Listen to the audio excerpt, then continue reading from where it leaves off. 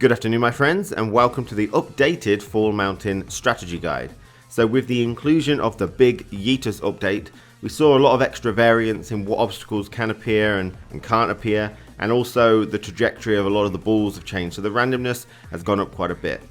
If you want to see me play Fall Guys live, I stream it on Twitch every day, and I'd love to see you there.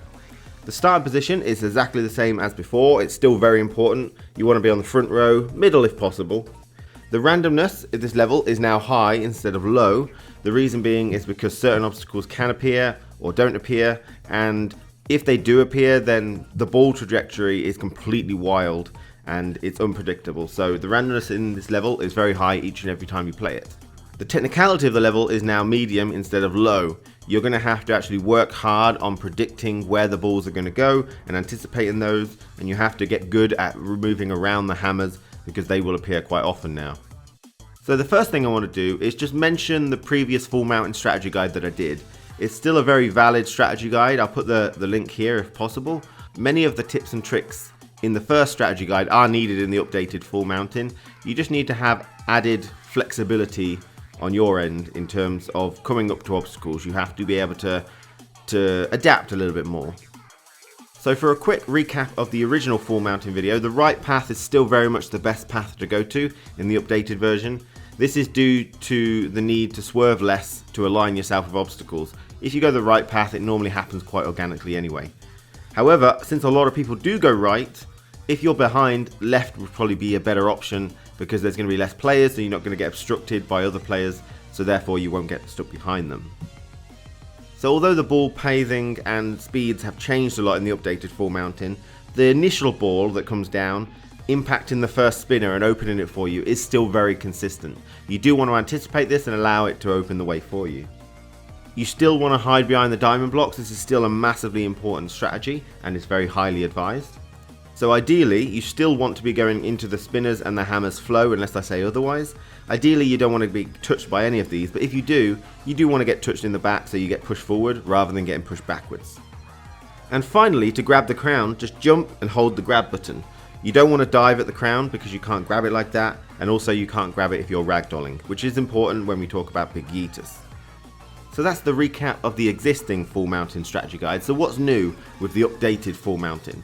So first of all, we see that the ball pacing and speeds are a lot more random now.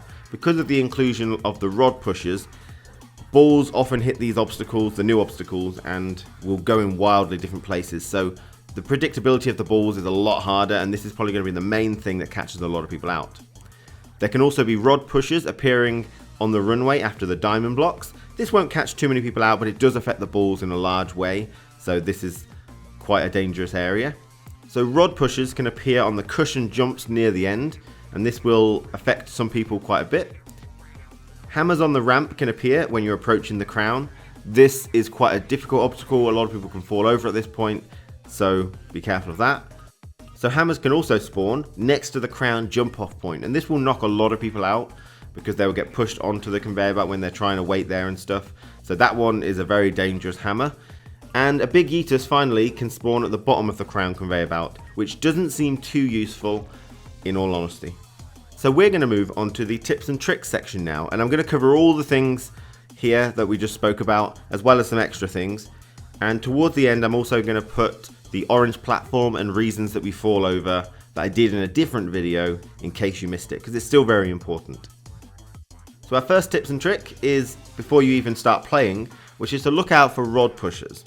During the intro cutscene, you want to be on the lookout for rod pushers on both the runway and the cushion jumps. Now these are added with the big Yeetus update, so sometimes they're there, sometimes they're not. But if you see them, then the ball trajectory are going to be wildly different than usual. And this is a nice way to give yourself a little bit of an idea on how wild the balls are going to be and how different they're going to be. But if there are no rod pushers that are spawned, then the balls will follow a more tame and more similar patterns as they did in the pre-update of Fall Mountain. So the second tip is the first ball into the spinner interaction. So you still want to use the first ball that comes down to help you open the first spinner for you. This is still very much consistent like it was in the previous Fall Mountain, even if you have rod pushers or not. But you do want to keep a close eye on the speed and trajectory of the first ball though. So what you're looking for is whether the spinner will spin fast or will spin slow, and this is based on how fast the ball hits it. If the ball hits the spinner pole and then just rolls to the right, it's going to open really slowly. But if it's coming down at a nice speed and on the right hand side, it'll just make the spinner spin really fast. If you get a fast spinner, I recommend aiming for the second spin, not the first spin, because it will slow down by then and it won't whack you and knock you over. Whereas if you try and aim for the first spin, you're probably always going to get knocked over. However, if you get a slow spinner, you can just walk through at your own pace. So the third tip and trick is increased randomness. After the first spinner is passed, this is where the increased randomness of the full mountain is felt. It is mostly due to the balls. You want to be alert and you want to try and anticipate where the rolls are going to happen and where the ricochets are going to happen with the balls. But do remember that the balls are more random if the rod pushers are present on the level. So it's very common at this point that a ball is travelling down the left grey wall and it will get about halfway and then it will ricochet to the right. Now just understanding that this can happen allows you to foresee it happening and easily make judgments on whether you're safe or not in your current position. So just be aware that this happens quite often. So the next tip and trick is sticking to the wall. Much like before, sticking to the side wall will keep you out of harm's way for the most part. I have seen sometimes where balls get stuck behind the pushers and they're really in your path, but this is rare and not really something you can avoid. So next up, it's the cushion jump rod pushers. So try not to stick to the wall here unless that's going to work for you, unless you can see it's really easy to get past. You do want to give yourself a little bit of left and right wiggle room depending on where the pushes are going to be. And don't worry about briefly pausing if you need to in order to let a pusher go by, because it's better to let it go by than to jump into it and get knocked over. So the next tip and trick is the halfway ramp hammers. So sometimes hammers can spawn halfway up the ramp to the crown, and there's two strategies you can do here.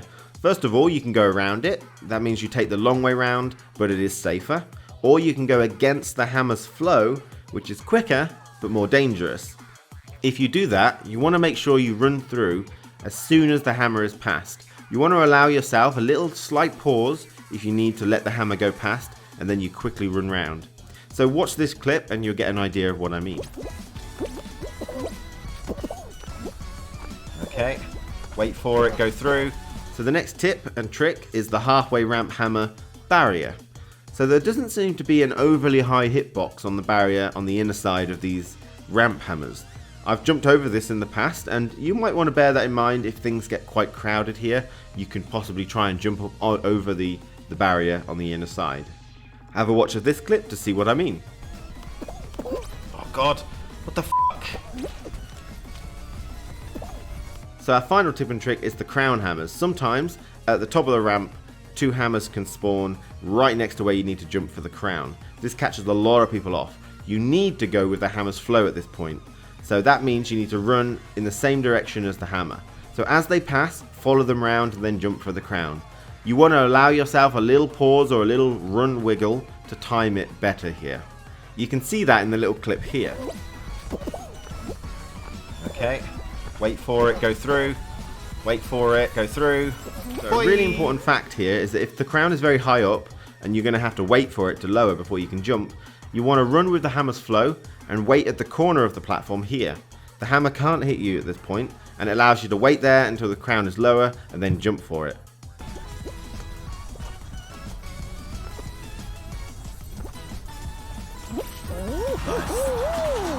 So the next thing I wanted to mention was just the big Yeetus that can spawn at the bottom of the conveyor belt.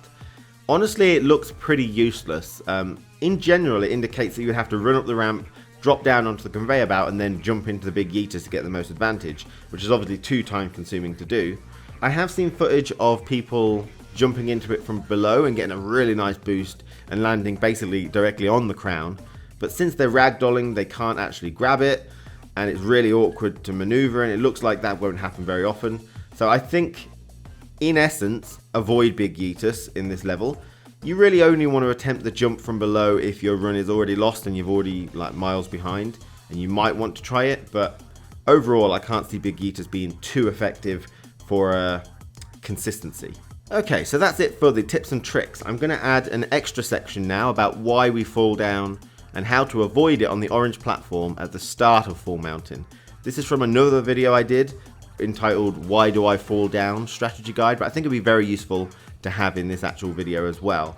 After which we're going to have some matches where we utilize the strategies that we saw in this video in Full Mountain. Hopefully you enjoy those. Take care, let me know what you thought, and I'll see you again next time, everybody. Goodbye. So we want to talk about the starting orange platform at the very beginning. Sometimes it can feel a bit hit or miss on whether you're going to fall over when you get off that particular orange platform. So we're going to go through several ways that you could fall over and how to prevent it. So the first way is running over the lip between the blue platform and the orange platform. This can cause you to become airborne, much like Jump Showdown, and your jump be eaten. So the main thing is, do not ever jump when you're going near that lip. So the next thing in Full Mountain is if you are jumping and land on another player. That'll cause you to fall over. So the best way to counter this is to jump off the orange platform and make sure there's no one else in front of you. So unfortunately, as you can see by the animation below, this only really works if you're on the front line, if you spawn in the front, which I know 100% of you don't. Okay, so if you do spawn in the front, then you can run in this sort of area. You want to make sure you're not jumping on the lip, as we discussed earlier, and you want to make sure you're not jumping on the edge. Jump while you're clearly on the flat piece of orange, and then jump down away from everybody else. Now if you spawn on the second row, but you're on the sides of the second row, you can also jump off the orange platform quite neatly. If you run forward onto the orange platform past the lip, and then jump sideways off into the corners, there's most likely never going to be anyone there because they all want to go a bit more further forward. So this is a really nice safe option for anyone who's on the second row, but on the sides. So if you fail to spawn on the front row, which we all do, and then we don't spawn on the second row sides, it's really just safer to run off the platform rather than jumping because you'll land on people. You can always try jump diving at people, but that is obviously slower, but you have to weigh up the risk reward on that. My advice to anyone who chooses that the best option is to run off is to run perpendicular off the platform. And what I mean by perpendicular is if the platform edge is here, you're running at a 90 degrees forward towards it, okay? You're not running off at a wonky angle. So let's look at how you don't do it. If you just do a straight line like this, this is likely to make you fall off. The reason being is because if you pretend those feet are your bean's feet, you can clearly see one foot is off the platform and one foot is on the platform. So when you actually fall off it, it counts as you being hit by a corner of a platform. One of the most obvious ways that we fall over, as discussed at the very start of the video, okay? So you don't want to run off like this. What you want to do is run perpendicular. So you'll run forward right to the edge of the platform, and then you'll make sure you go off at a 90 degrees to the platform, perpendicular, and then you continue running. And you can see on the feet on the right, both my feet are going to drop off the platform at the same time. So there's no dodginess on whether I'm falling off or not. It's very clean. So I think the little extra time it takes to make sure you're perpendicular will help you secure your run and not fall over. That's not middle, is it? Okay. So we're going to run off like this. We're going to jump here and then travel to the right. Because I still think right is better. That's going to be super fast, so I'm going to try and go in the second bit there. Nice. This is going to be scary. Okay. We're fine. Move to the right. Oh, shit. That's uncool. What? How did I fall over there? That's not fair. What? What? Get out the fucking way! Get out the way, you nerd! Get out of the way!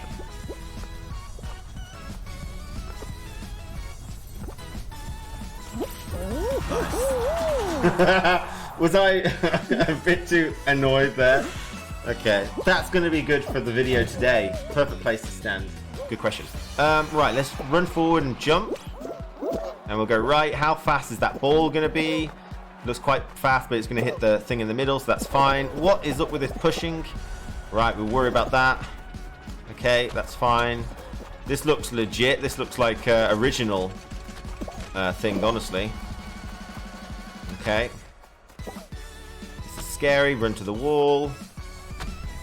We'll go across here. Oh no! What? Couldn't you have done that 2 seconds ago? Okay, right, ready, go. And ready, wait. Wait here, then jump and get it over. Couldn't you have disappeared ages ago? Like, the ball hits me and then disappears from existence. Like, come on, man. Was I moaning a bit much? Might have been. Get out of my way! Why did I fall over? Oh my god, oh god, oh god, oh god. Pulls out. Every time someone subs or donates, play the audio clip of he starts to come and then he pulls out. I don't know that. What's that? I'm too boomer for that one, I'm afraid. Right, this is going okay. We've got some balls here that are not playing by the rules. Okay. That's a pretty scary ball there. Holy smeg.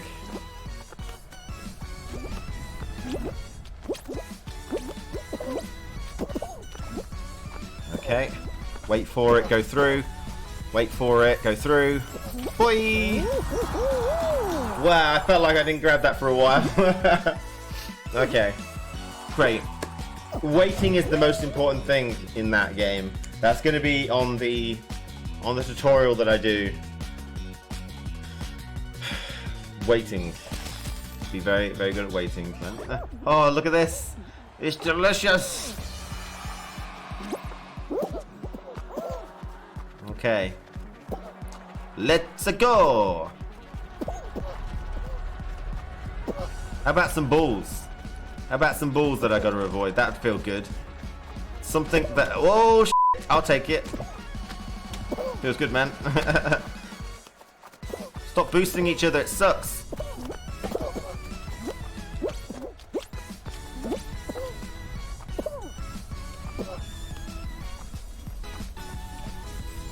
Yeah, boy! Now, honestly, those last hammers... I'm getting used to those last hammers now. If you didn't notice, I waited on the second to last hammer and the final hammer. I waited, and that's really, really key. So there's a nice bit of strat there for you.